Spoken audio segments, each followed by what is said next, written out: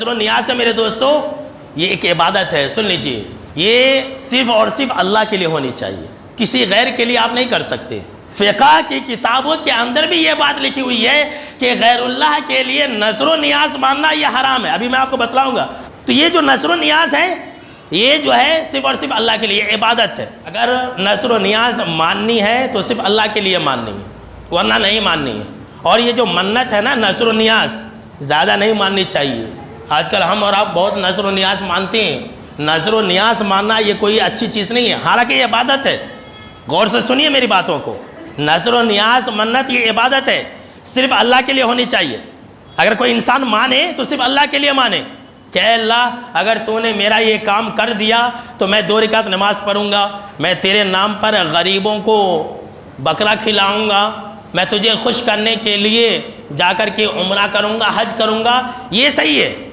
لیکن شریعت ہمیں یہ تعلیم دیتی ہے کہ یہ نذر و نیاز زیادہ نہیں کرنی چاہیے، یہ منع ہے۔ آپ صلی اللہ علیہ وسلم منع کیا کہ دیکھو تم نذر و نیاز زیادہ نہ کیا کرو، نذر و نیاز سے آپ صلی اللہ علیہ وسلم منع کیا، اور کہا کہ یہ جو نذر و نیاز ہے یہ تقدیر کو نہیں بدل سکتی ہے۔ ہاں اتنا ضرور ہوتا ہے کہ بخیل کے جیب سے کچھ نکال لیا جاتا ہے۔ اب ایک انسان ہے غریبوں کی ایسی مدد نہیں کرتا، غریبوں کو وہ انسان اپنے مال سے کچھ نہیں دیتا ہے، غریبوں کو صدقہ و خیرات نہیں کرتا ہے، تو اللہ اسے کسی مصیبت کے اندر ڈال دیتا ہے۔ اب وہ انسان منتیں مانگ لیتا ہے کہ اللہ اگر تو مجھے اچھا کر دیا تو میں ایک بکرا کھلاؤں گا۔ اب جب وہ انسان اچھا ہو جاتا ہے تو بکرا کاٹ کے کھلاتا ہے۔ یہ حدیث کے اندر ہے کہ بخیلوں کے جیب سے کچھ نکال لیا جاتا ہے، اس لیے آپ صلی اللہ علیہ وسلم نے کہا کہ نذر و نیاز نہ مانا کرو۔ یہ جو نیاز ہے دیکھیے، نظر یا منت کہہ لیجئے، اس کی من جملہ جو ہے 3 قسمیں ہوتی ہیں۔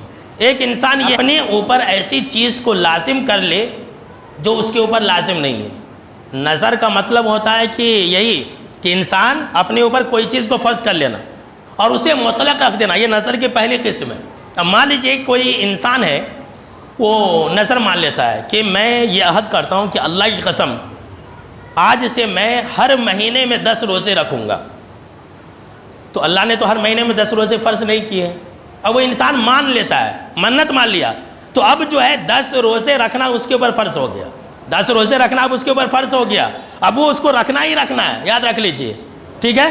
اگر نہیں رکھے گا تو وہ انسان گنہگار ہوگا۔